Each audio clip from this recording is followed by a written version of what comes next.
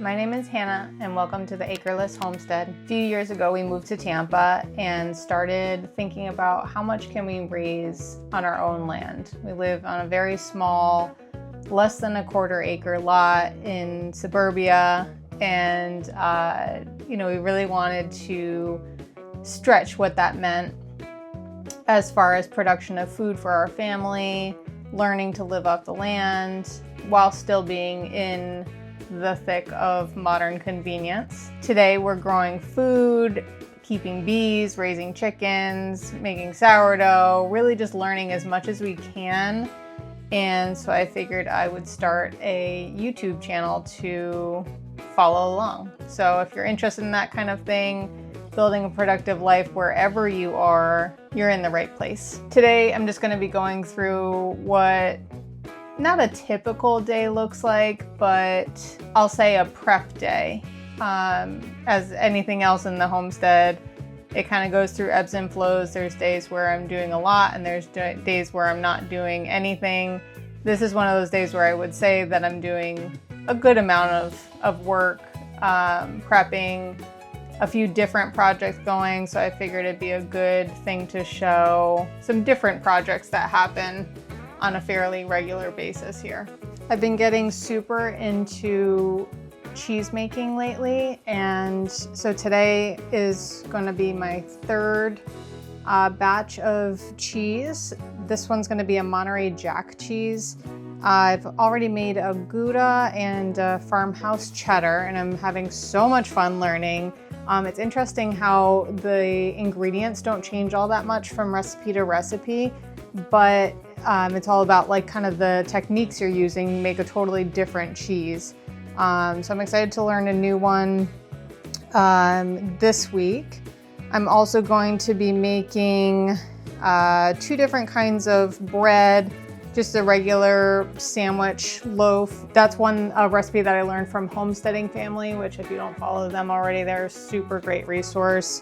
My kids like that one. It's very much like what you would get at the grocery store. And then I'm also going to be I've been getting into fresh milled flour a lot recently.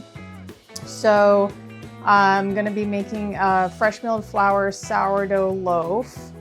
I brought some Tabasco peppers out of the garden this morning. So I'm going to be making a Tabasco sauce, which apparently is fermented. I didn't know that, but we're gonna try that. What else? I'm gonna make some red cabbage slaw. This is something that I've made before. It's a fermented slaw, kind of like a sauerkraut, but with red cabbage. It's got onions, carrots, and I think that's it. But it's a really good one for like specifically making like a fermented slaw. So if you wanted to do like fish tacos or something, it's really good on top of that. You just mix it with like a little bit of mayonnaise and maybe some lime juice and some spices. It's really, really delicious. So after I was done making the recipe for the Monterey Jack cheese, I believe it's because it's a rennet cheese, that you can reheat the whey and actually make ricotta out of the whey, which is pretty cool. So I did that, and then after that, so that I believe is a sweet whey after that's done. No, acidic, I was wrong. It's an acidic whey, and then so what I do with that is I just freeze dry it, so then I can use the powder. It lasts longer.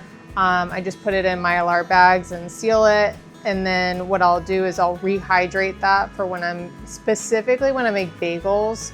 It's really, really good to replace the water in like a sourdough bagel recipe with whey, and it makes such a big difference taste-wise. I believe it adds like a slight amount of protein as well, but I really like it for that reason. You can also like ferment it and make like I've made whey soda before. That's really good. I fermented chicken grains before and they seem to like that. It's a little bit easier to digest for them, and using the whey for that. And then I'll just freeze it. I try and like preserve as much as I can of that because it seems to just go quickly. One of the best purchases that I've ever made for this homestead was this labeling gun that you can date things really quickly. First of all, I just feel like awesome using it. It's so fun.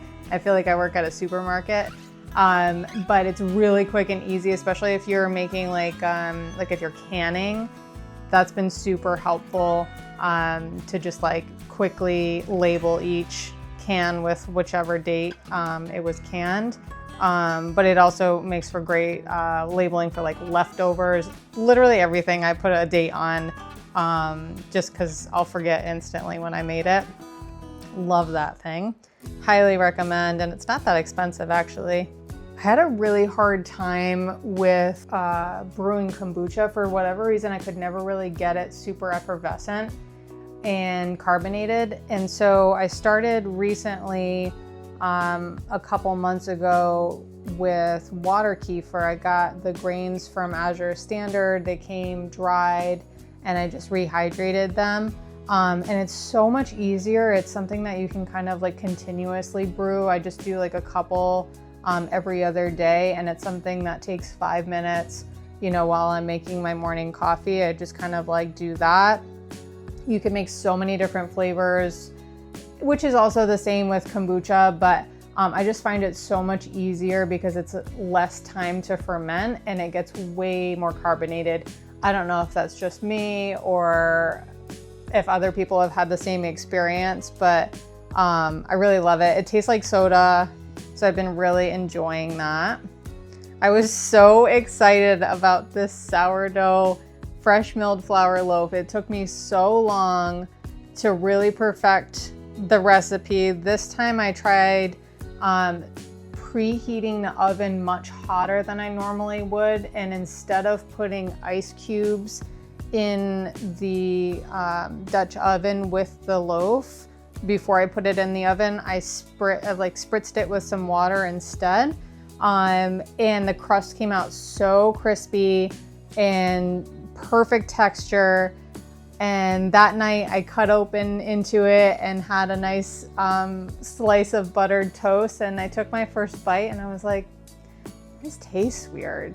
Something about this loaf that's not quite right.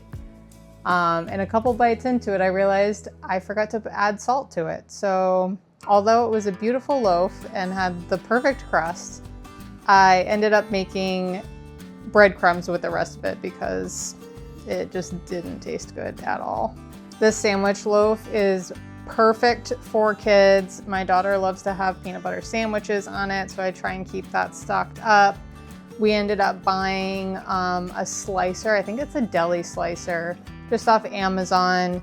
And so I can get those real thin slices like they would get at the bagged grocery store sandwich loaves. And they seem to like it, so well worth it. Well, that's it for today's video. Thanks for spending the day with me.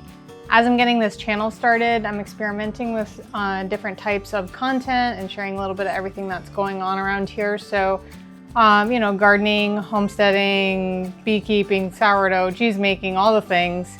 But I'd love to hear what you enjoy watching the most. If there's something today that you saw in today's video that you'd like me to cover in more detail, let me know in the comments. I can always make a dedicated video walking through the entire step-by-step process for that. And if you enjoyed coming along today, don't forget to like, subscribe, and follow along as we learn, build, and grow together. See you in the next one.